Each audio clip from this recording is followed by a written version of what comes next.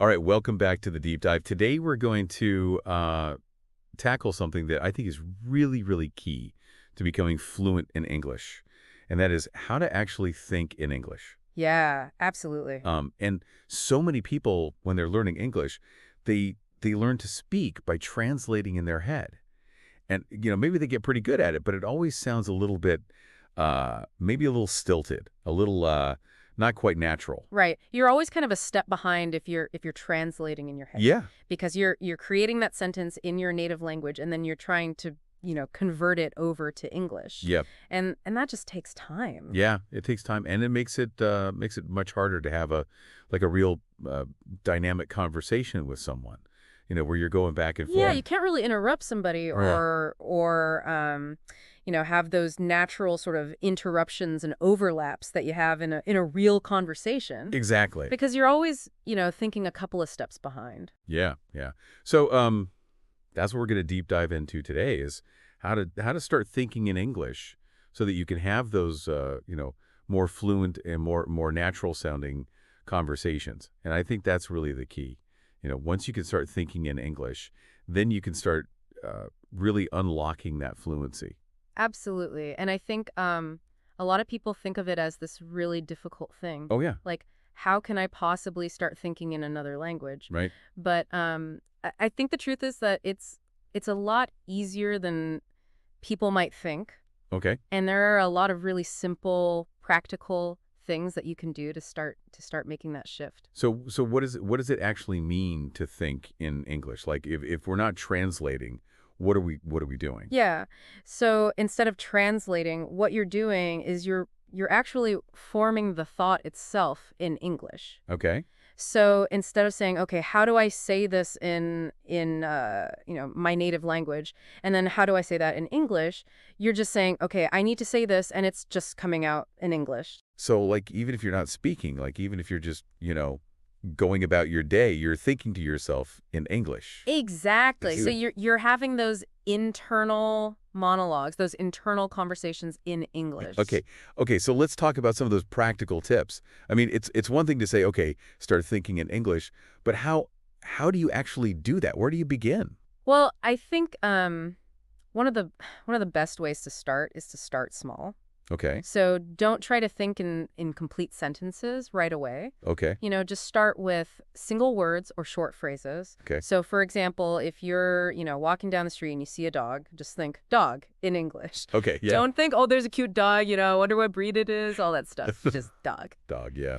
And as you start to get more comfortable with that, you can start to add more words. So, brown dog, big dog, running dog. Yeah. Just start to build it up gradually. Yeah. So it's like you're training your brain to think in English. Exactly. You're building up that muscle memory.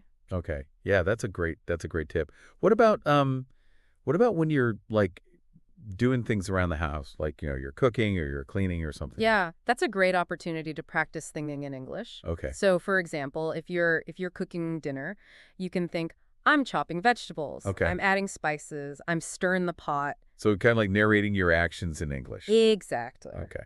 Yeah, that's good. And again, start small, start with simple phrases, and then you can gradually build up the complexity as you get more comfortable. All right. So we've got thinking about the things that we see around us. We've got, narrating our actions in English. What about other things that we can do to kind of make this shift to thinking in English? Well, I think one of the most powerful things you can do is to immerse yourself in the language as much as possible. Okay. And there are a lot of different ways to do that. Huh. You can watch movies and TV shows in English. You can listen to music in English. You can read books and articles in English. Yep. And the key here is to really try to focus on understanding the meaning without translating in your head. Right.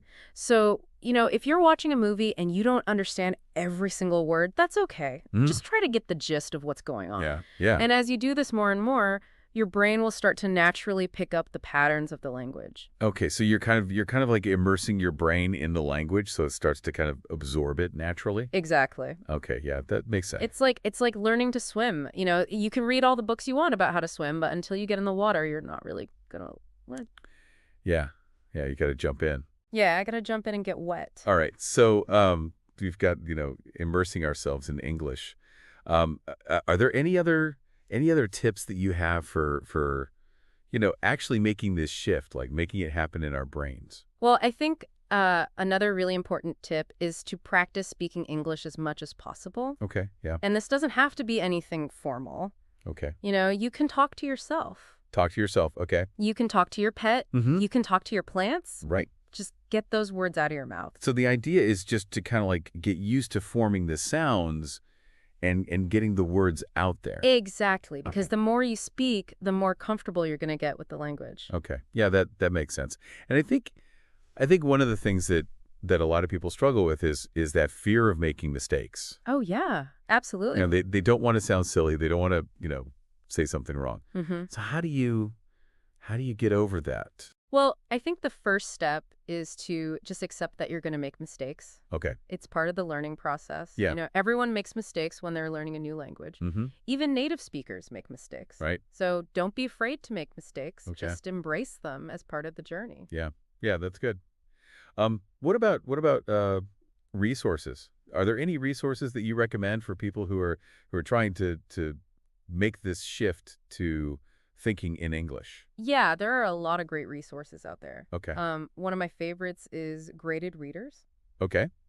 Graded readers. Now, what are those exactly? So graded readers are books that are written specifically for language learners. Okay. So they use simpler vocabulary and grammar, Okay.